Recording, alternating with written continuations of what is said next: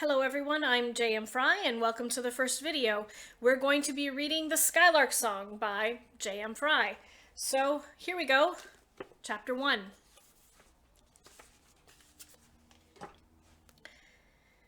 Robin thumped her tray down on the tabletop, sloshing hot tea down the side of Al's arm. "Robin," he moaned, dabbing at his sleeve. Al had hair like a chimney brush and a face like a brick wall, all square bones and reddish-brown skin, but Robin had known him long enough to see the playful smirk behind the theatrical frown he leveled at her. She snorted at his mock distress. "What? It's not like you washed it in the past month." "But now I'll have to." He punched the top of her arm hard enough to leave a small bruise. His stature had intimidated her the day they met, their first day, when the new group of Seelie kids had been sorted and handed off to instructors like livestock. But now, at 17, her arms were just as corded with muscle as his, though she'd never really achieved the sheer width of shoulder he had, nor his expanse of height. Grinning, Robin punched back. Then she elbowed Al to the side and wriggled into the gutter of space between him and the snotty blonde kid whose name she never bothered to remember. She set her oversized canvas satchel and its precious cargo under the bench with more care than she'd shown her meal tray, bracketing it between her knees. Child apprentices started young in the shipyards. 14 if they could afford to stay in school, 11 if they needed the money. Robin had needed the money. So she'd had 6 years to develop the whippet musculature of a mid-flight engineer, and since she was smaller, shorter, and lighter than most of her colleagues, Robin's pilot, Wade, could bring up 2 more cases of ammunition than his cohorts. Robin was not so secretly grateful that he liked that advantage too. It meant that she didn't have to work in a laundry, cleaning stained shirts like Al's with her mother. Al made a dramatic, twisting face of agony, clutching his arm where her elbow had landed. Robin snorted at him. "Oh, shut up, you baby." Al offered a lopsided grin before they both turned their attentions to the small breakfast of rationed fruit, meager portions of sausage made with a filling Robin tried not to think too much about, and dry bread. She sipped her tea. It was bitter, strong brewed, and twice strained, with only the faintest ghost of honey to coat her tongue. Perfect. She wrapped her hands around the battered tin cup, reveling in the way the warmth spread through her stomach and chest. It dispelled the last of the early morning chill and the exhaustion that still clung to her. She'd spent the earliest hours of the morning picking her way carefully through the ore-dawn fog and brick-dusk haze kicked up by enemy airships that had bombed part of the factory fields outside of town. Most people dove beneath their beds when the warning bell started to clang in the middle of the night. Robin threw on her working leathers, shoved her feet in her boots, snatched up a large canvas satchel, and went a-picking. "Hey, you awake?" Al asked, his voice low and tender, even as he tugged on the length of her dark brown braid. It made her far shoulder knock into the blonde kid, who sneered in return and shuffled a bit further down the crowded bench. "Barely," Robin said, turning back to Al. "Tea helps." "Gift from the gods," Al agreed. "Been home yet?" Robin glanced around the room before she answered. "Isn't this home? There are bees enough for me."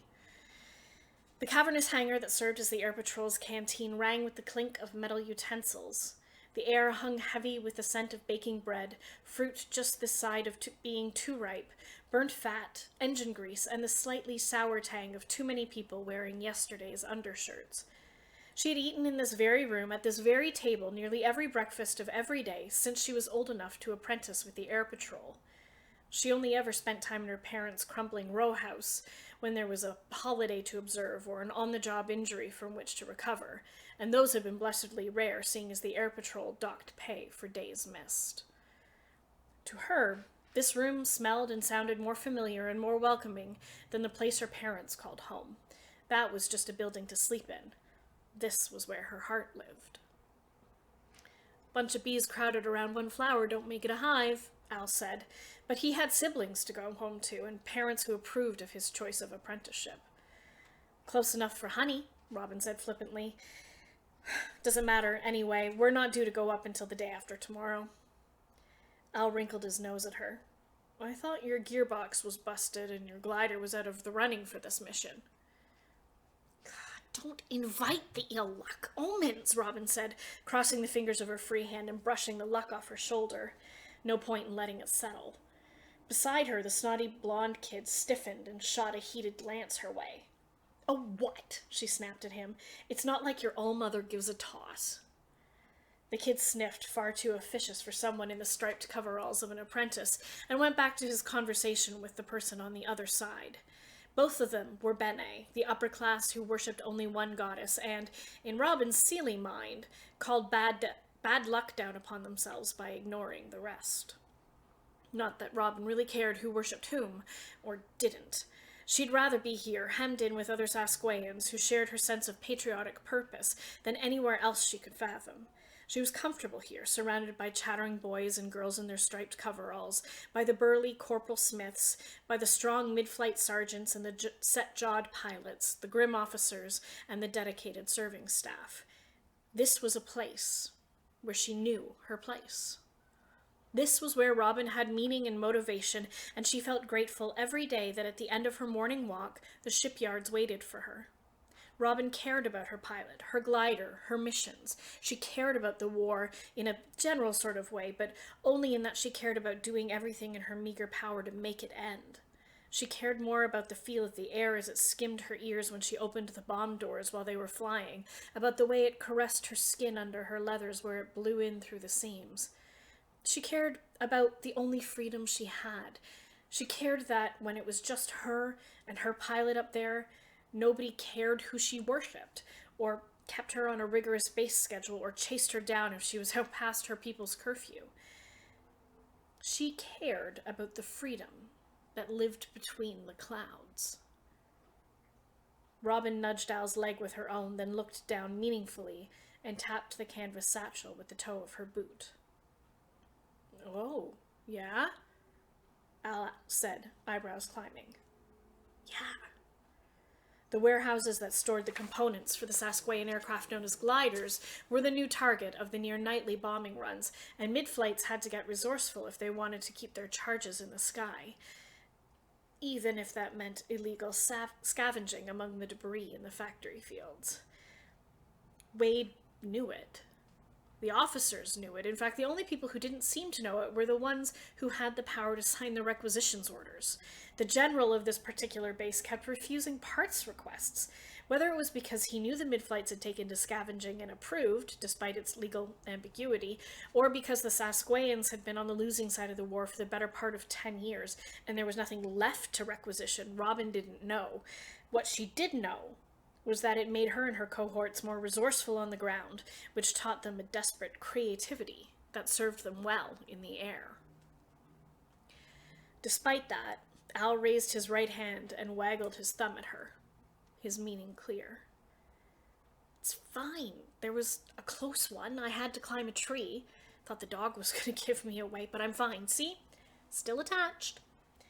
She held out her hand in demonstration, only a little surprised when Al took it in one of his own, as if he needed to check. His forge-rough skin looked all the redder beside hers, which was brown as her mama's best honey, and tanned gold from her time up in the sunlight. "Besides," she went on gently, "what's worse, having no thumbs or falling out of the sky in the middle of no man's land?" "You couldn't work without thumbs," Al said, forcing lightness.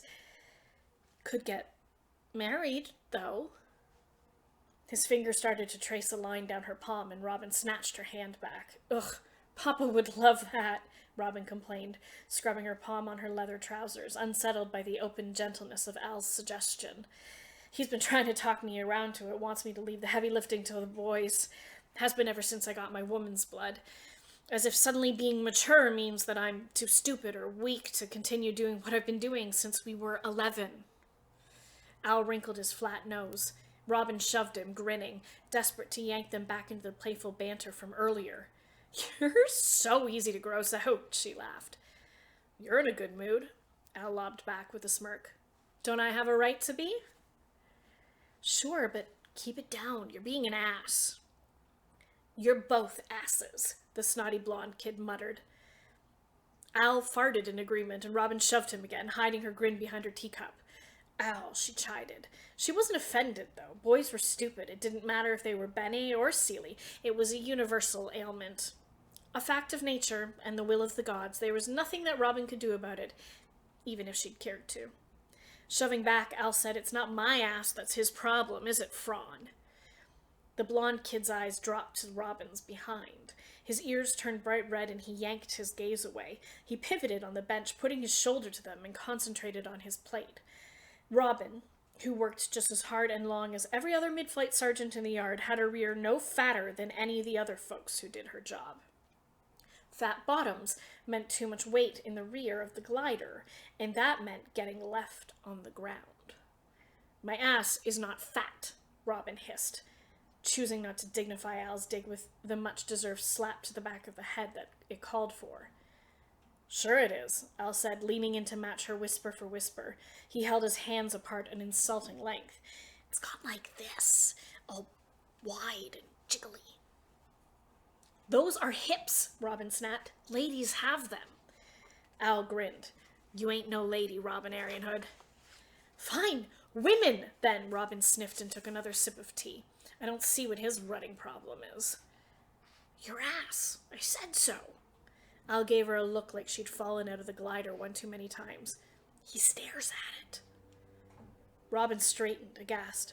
"Why in the name of the gods would anyone stare at my ass?" "I know," Al said. "These are much prettier." He made a reach for her breasts. Robin smacked the back of his hand with her metal cup. Al laughed, and he pulled it back. "Omens," he said, shaking his hand and blowing theatrically on his knuckles. "Thank the goddess of the hearth for delicate, demure women." Robin smirked at him, "and thank the gods of the woods for men built like gliders." Al's blocky face screwed up, puzzled. "Gliders?" "Yeah. Grab their control stick the right way and you can lead them anywhere you want." Robin reached down to show him, but he grabbed her wrist before her hand could connect, braying with laughter. "Oh, keep it down," Fron snapped. "Peace, Fron," Robin said back, trying to keep her light mood. "No one asked you." "Undignified," Fron sneered. Robin laughed harder. "Prig," she volleyed in return. Fron grumbled something else and deliberately ignored her, as if this was supposed to be some sort of horrible slight. Ridiculous. Al, bored with Fron's airs, flipped back the flap of the satchel, trying to be subtle, which wasn't easy for him. "What shape is it in?" "Needs some work," Robin said quietly, letting the general noise of the people around them hide their conversation. No point in discussing stolen goods out loud in the open, after all. The gearbox was only slightly mangled from the factory that had dropped on top of it. It was the kind used in the pulleys that operated the craft's yoke. It was dappled with rust and not so bent out of shape that she couldn't bang it back into serviceable condition in the forge. The intake was crushed, though, a mangled bit of chain hanging forlornly from the mouth. She'd have to reshape that, but only one lever was missing, and she could make a replacement easily.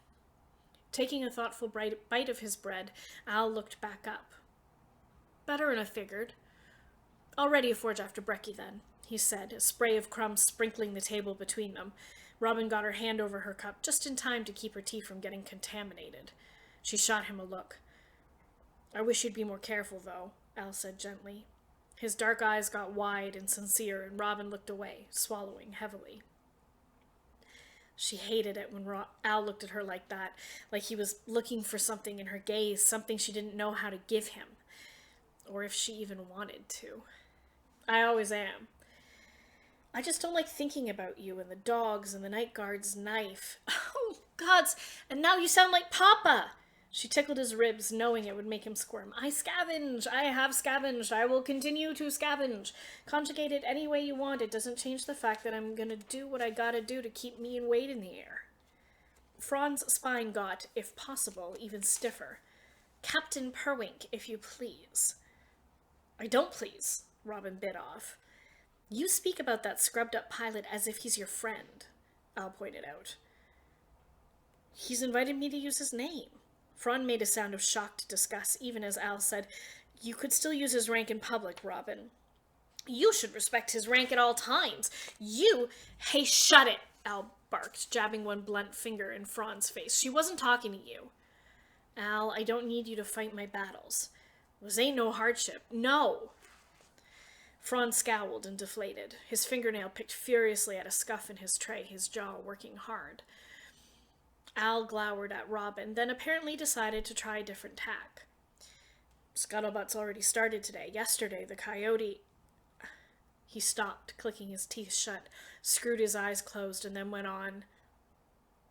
How many? Robin shook her head sharply back and forth, just once. 4. 2 pilots, 2 mid-flights, same as always. No bodies. That could have been you, Robin, Al said. He's ruthless. They say he steals the corpses. Robin sucked in an annoyed breath and rolled her eyes, even as she brushed the invitation of ill luck off her shoulders. They also say that he eats them to gain mystical powers and that he's a spirit from the ether and a hobgoblin from the bottom of the world. It's all just fairy tales. I'm being serious, Robin. So am I. You could have been shot down and we would have been left with nothing to bury. Come work with me. Be a forge drone. Be safe. On the ground. Nobody's safe, Robin said wearily. Even on the ground. Robin, every time you go up there you could... But I wasn't. But you could have. So what? Robin hissed. Wade needs me. Robin crossed her arms over her chest and frowned. The crack in her armor was already sore from his repeated attempts to wriggle through. All the same, Al added, he's not your friend, you know. You know what people like him think of us? Robin laughed again, but it was low and mirthless. At least the Bene think us Seelie deserve to live. That's more than what the Klonn think. She gestured southward violently, jabbing at the invisible boundary between them and their enemies. Franz scoffed bitterly. What was that?